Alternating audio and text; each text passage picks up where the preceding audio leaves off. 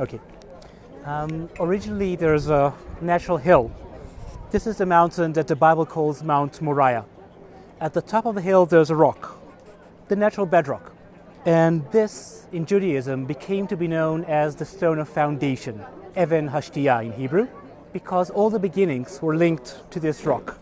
In Jewish tradition, from this stone, the world was created.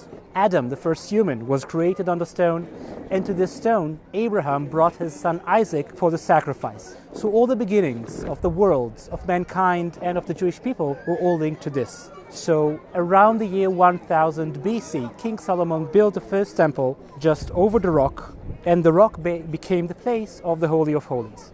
This temple stood for 420 years almost, until the Babylonians came and destroyed it in the year 586 BC. 50 years later, the Babylonians are gone and the Persians are now the new boss in town. King Cyrus of Persia lets the Jews, gives them permission to rebuild their temple. They come back from their exile in Babylon and they rebuild the temple. It takes them another 20 years, but by 516 BC, we again have a new temple standing on the same location of the first, and the stone, the Holy of Holies, goes back to serve in the same place. The only difference, in the first temple we had the Holy Ark, the Ark of the Covenant, standing in the Holy of Holies. In the second temple, it's gone. Nobody knows where it is today. So this temple now stands again for a few centuries, and it goes under a few renovations. Around the year 20 or 19 BC, the mighty King Herod, king of Judea, wants to rebuild the temple, make it nicer than ever before. He has a problem. He wants a larger base to build a larger temple. But in order to do that, you could either cut down the mountain, flatten it, and have a larger base, but then you would lose the stone of foundation, the reason that the temple is here. So King Herod instead builds huge retaining walls all around the mountain. On them, now he can build a larger platform, and the area is 35 acres. It's like over 20 football fields put together. Now he can build a larger, nicer temple than before. And indeed, his holy area was bigger than Rome or Athens or all the holy areas of the ancient world. This comes to an end after a big Jewish rebellion in the year 70 AD by the Romans. Now, a nice mnemonic trick: if you count the years between the destruction of the first temple and the rebuilding of the second temple, you get 70. If you count the years that the second temple stood from 516 BC to 70 AD, you get 586 years of the second temple.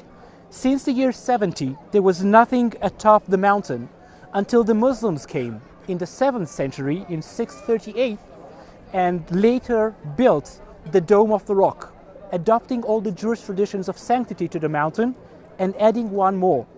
To this rock came Muhammad, and from this rock ascended to the heavens on his miraculous night journey, which is mentioned in the Quran, in the 17th chapter. So since the 7th century, we have this beautiful dome that you see right behind me. When the Crusaders came, and this was 1099, this building was too beautiful to destroy. So they christened it. All they had to do is take off the crescent and put on it a cross. Now it became known as Templum Domini, Temple of the Lord.